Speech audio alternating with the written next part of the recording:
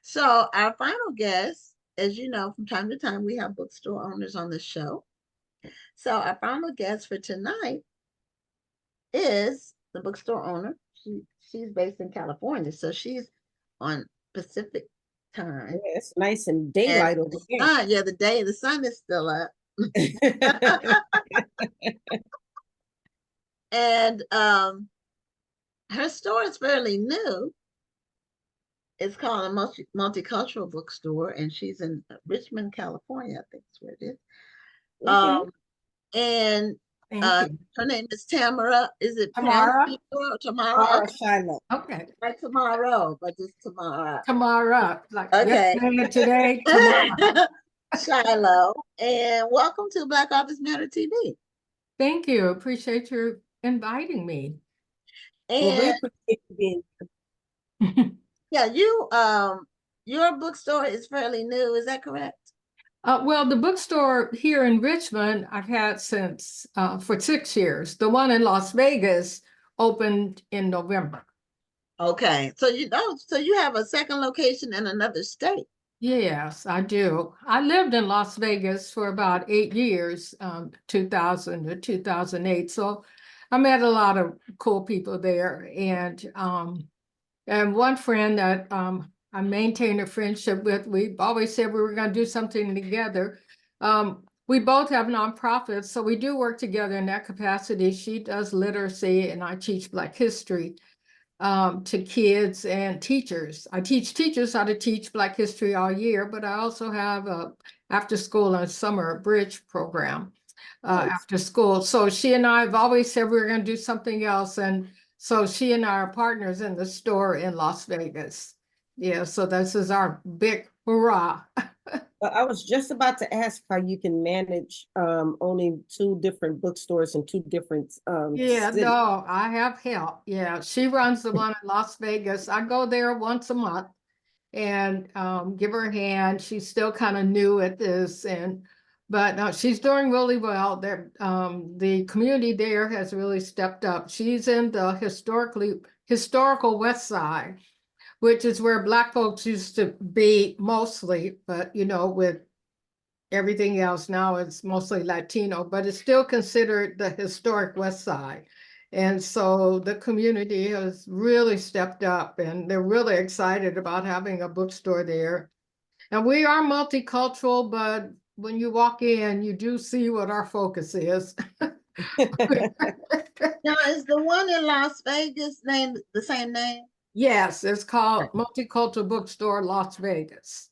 Okay. Yeah. And now is it Southern or Northern California? Northern. I'm right across the bay from San Francisco. And right next door to Oakland. Okay. So that's not close to Las Get a Vegas. pretty good variety of people. Say it again. I'm saying you get a pretty good variety of customers then. Yeah, although things have been slow, we're still climbing out of the pandemic, actually. And with bookstore, I mean, we just have to, I really have to think outside the box all the time. So we have different types of events going on here, but I have relationships with schools and some of the nonprofits, and that's how, to be honest, how I kept my doors open because of those relationships. But just so you know, Barnes and Noble is not paying their mortgage with selling books. They're doing other things as well. I mean, no. Yeah, it takes a lot, but it's a you love it, you have a passion for it, so you do whatever it takes to make it work. Yeah. Yeah. But we do have a variety of people coming through, yes. Yeah, my husband and I had a brick and mortar store for 10 years, so I understand what you're saying. Oh, okay. You have to do more than just sell books. In Houston, and it was from 2000 to 2010. And we were online. We started online, and then we had the store, and then we went back online. And we actually now we mostly do marketing and promotion. That's part of what the show does. Oh, okay. We put on the National Black Book Festival every year here in Houston. So we're in the more book promotion business than direct selling. and I'm an author, so I write books. So, you know, Me too. I'm an author. Yeah. I Yeah. saw that. I saw that you were an author, Yeah. and Oprah Daily recommended your bookstore, and wasn't that recent? She did it twice. Actually, in 2020, when we were going through the pandemic, they did a big thing about supporting Black bookstores. And I was one of the bookstores. And then I only found out after that article this year, somebody said, "Oh my God, you're in Oprah." I'm like, again? And so, yeah, so I really feel blessed about that, that, we were honored again to be in that article. So yeah, Wonderful. thank you. Now, a lot of Black bookstores, and just about everyone that we had on the show that was open in 2020, said they got a boost from all of the things that happened after George Floyd. Oh yeah, Mr. Floyd, let me tell you that unfortunately that did give us a big boost. As a matter of fact, I didn't have any social justice books in my bookstore. None, zero.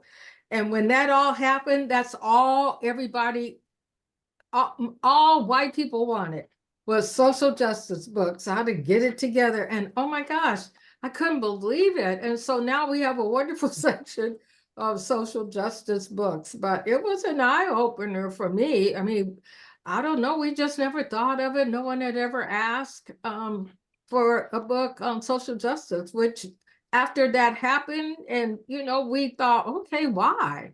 Because the book business, that kind of got dropped in my lap, wasn't planned or anything. So, so it was, a learning process for me. But yeah, I mean, after that, it was like, wow, that's really interesting that no one had ever come into the bookstore and said, wow, do you have such and such or any of those? Because they weren't new books. The social justice books have been around forever, but it was just new to our store, Right. many of them. And then, of course, a lot of folks started writing social justice books, and many social justice books for children came out during that time. Yeah.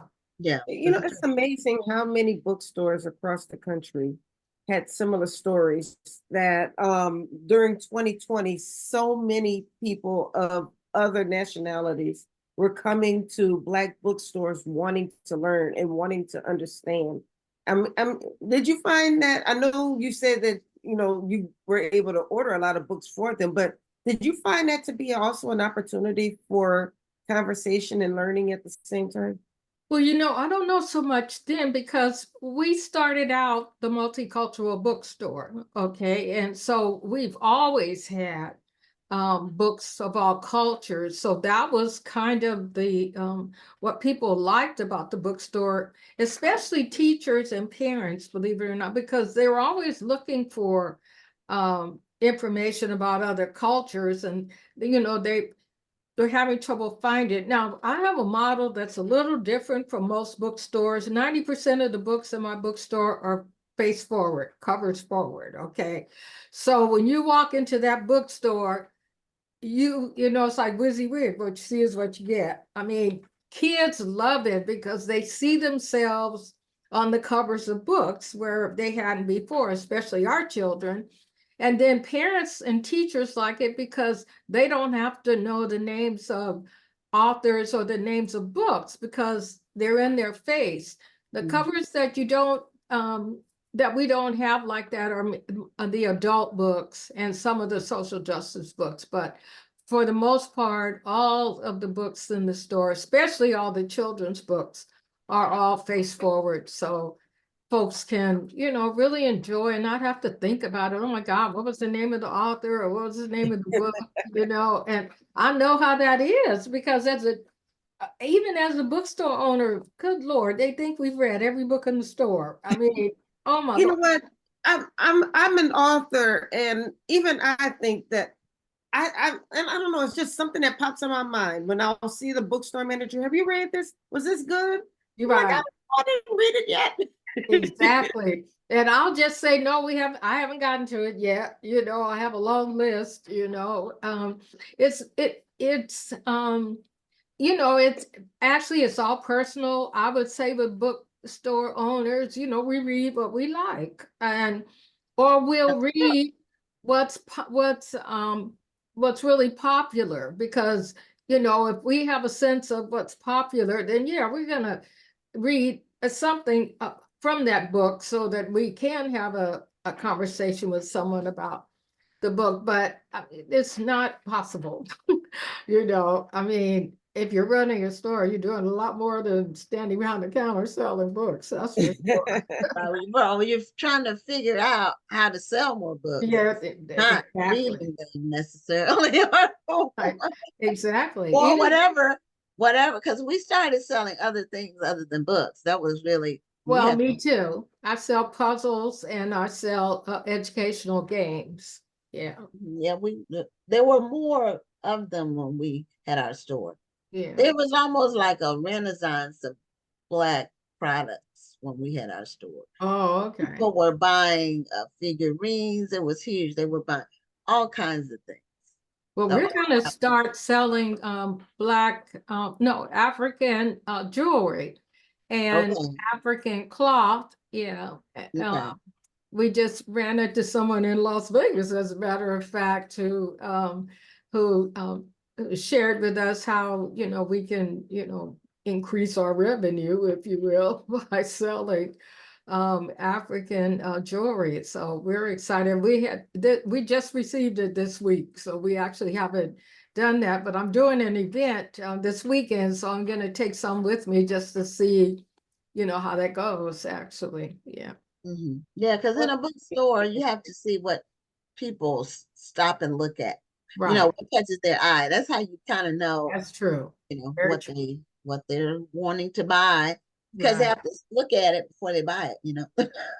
And So, being an author is being a business person too. I mean, and I tell yes. all authors, this is a business, okay? Unless you seriously are only looking at it as a hobby, this is a business and you have to treat it like one.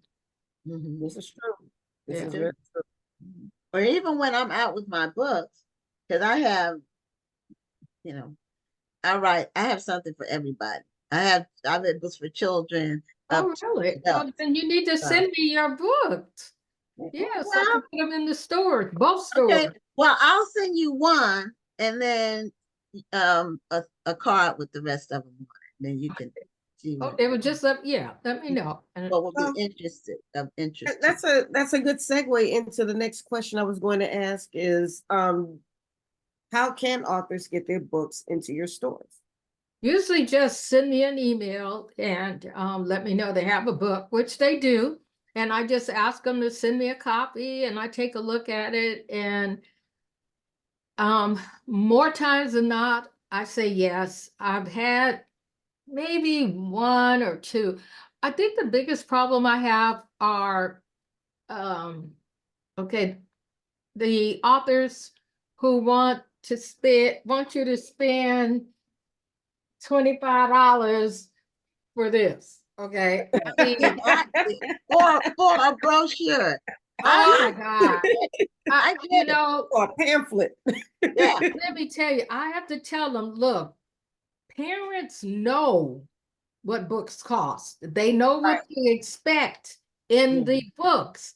You cannot just, I mean, and so what I have learned, and I do this almost every week, I swear to God, if somebody wants to publish or they want me to take their book. One lady last week, I hope she's not watching. Anyway, I'm telling you all, okay, first of all, it's a picture book, but it had way too many words on the pages. And in the back of the book, there were like 8 blank pages.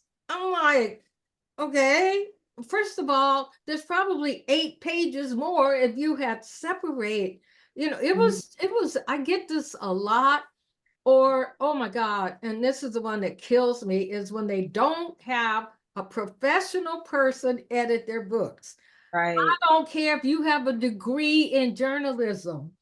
or Do input. not try to do that because you are going to, I swear to you, trust me when I tell It's you. hard to edit your own work. It's You've got to hard. get fresh It's eyes. impossible. It's I impossible. mean, I'm writing children's books, and so why would I need an editor for a children's book? I remember the first time, well, someone told me to do that, and I let Karen get a hold of my book, and I was like, it was the most embarrassing thing ever.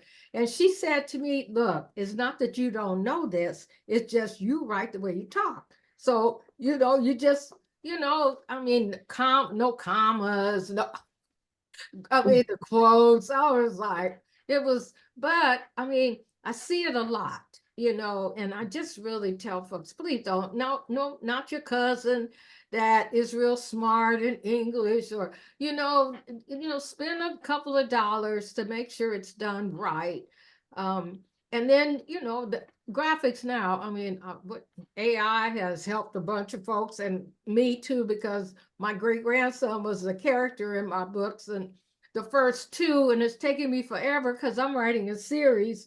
And so now it was a fourth grader. Now he's in the 10th grade, is 6 feet tall. So he has sized out of the character. So now I need to get an illustrator, and AI produces some heck of great uh, images. You do have to be careful with them because I have illustrators, real ones, who have shown me some of the flaws in AI illustrations. You have But to look at those pictures carefully because right, AI will do some crazy things to your pictures. oh my They have God, a similar look too. Yeah, I yeah, mean, people think you can't tell AI. oh, You but you can't tell can. Oh, AI. absolutely. It's to Yeah. me, they all look the same to me. Unless you get a good one. I mean, so they create what you tell them. And Yeah, so when you I've want it to be tested it. special, you have to say a bigger nose, bigger ears, bigger mouth, a fro. I don't know. They've gotten pretty good with the fros, though. I'm like, wow. But Yeah, yeah, I still prefer to use an illustrator I because would. um I like my work to be unique, Yes, and I don't want to put the illustrators out of business. that's another Uh, thing too, you know, right? we need illustrators. AI can't replace humans, Well, no, and in um, some respects, but you're right. You're right, and I know some a few good things. I ones. mean, it just accumulates what's already out there. It doesn't create something new, Right. Well, fresh. that's It, true. it accumulates what's already been done.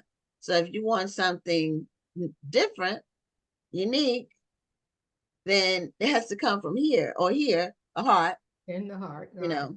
So, but some people, we live in a microwave society where people want everything now. They want to do everything fast. They want to do their book fast. They want to come out with a book and have it sell.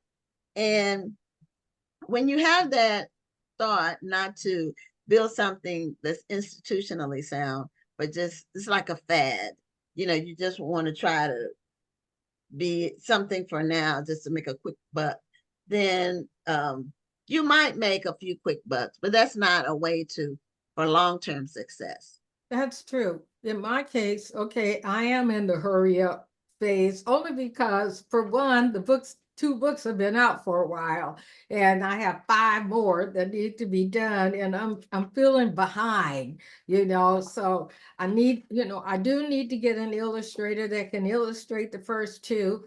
And once I'm on a roll, I can finish because I wrote these books 20 years ago, before I knew anything about the market or anything about the business. And it was all clip art. But believe it or not, I sold quite a few books because they're about Black inventors and scientists. And so folks didn't know any of these people, so they didn't too much care, but it looked like they were really interested in the information, and I do, and that's my shtick right now is Black history, right? So yeah. Well, what you said about every book needs an editor. When I do writing workshops and aspiring author workshops, and Yeah. that's one of my main points. Every book needs to be edited by an editor. Right. a proofreader at least, Right. you know, and depending on the word count, it's very affordable, but you don't want to put your information out there with your name on it. And like you were saying, charge Oh, $25 for something. And those extra pages, you know what that is?